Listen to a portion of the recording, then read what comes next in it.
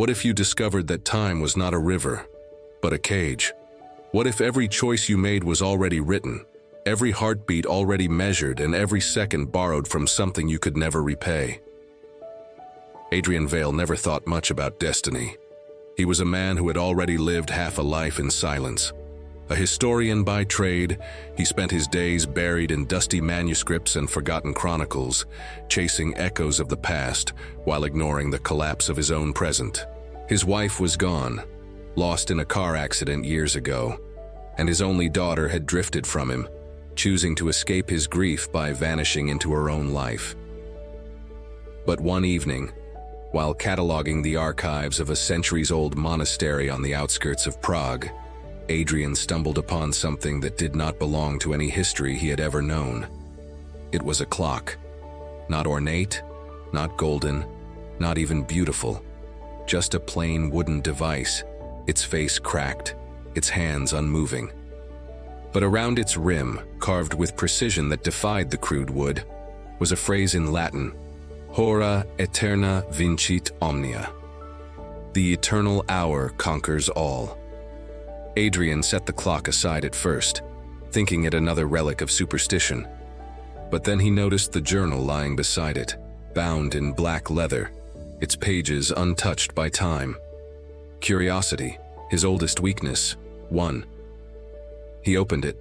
The first page bore only one sentence, written in ink that shimmered faintly in the candlelight.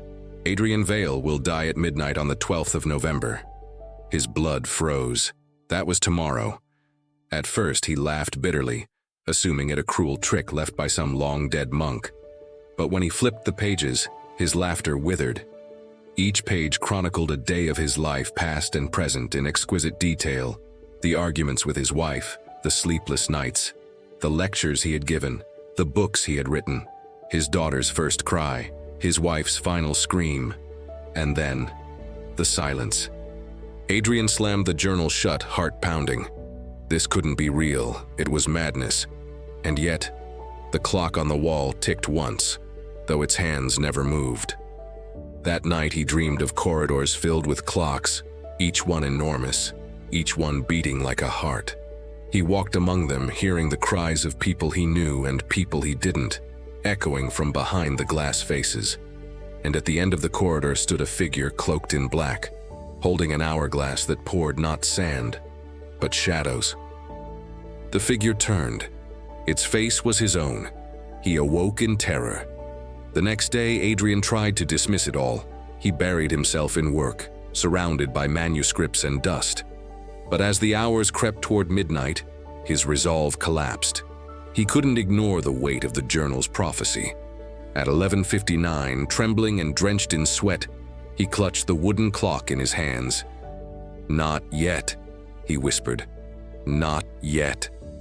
The bell tower outside struck midnight. The world shattered. For a moment, everything dissolved. Walls bending inward, time itself stuttering like a broken reel of film. Adrian gasped as the wooden clock burst with blue light, engulfing him. When the light faded, he was no longer in the monastery. He was standing on a cobblestone street in Prague, but it wasn't night, it was day. People bustled around him, their clothing strange, their accents older. A newspaper at his feet bore the date, 12th of November, 1893. Adrian staggered backward, clutching the journal. Somehow, impossibly, the prophecy had hurled him into the past. Days turned into weeks. Adrian wandered, disoriented, trying to understand what had happened. The journal continued to write itself, describing not only his actions but also events unfolding around him. He tested it, writing his own choices into the blank pages. Sometimes the ink held true, and the world bent to his will. Other times the words twisted, mutating into something darker, as if time itself rejected his defiance. He soon realized the truth. The journal was not a gift, it was a prison.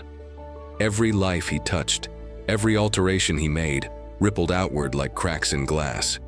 A man he saved from a carriage accident drowned days later in a flooded cellar. A woman he warned about her illness lived another year, only to watch her children perish in a fire she should have prevented. Adrian began to understand the words he had once ignored. The eternal hour conquers all.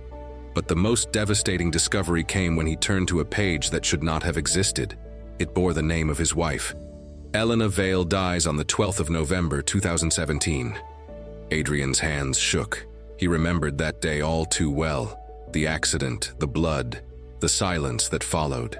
He had relived it every night in his mind, every morning in his grief. But here it was, carved into destiny itself. And beneath it, faint and unfinished, were new words forming as he watched.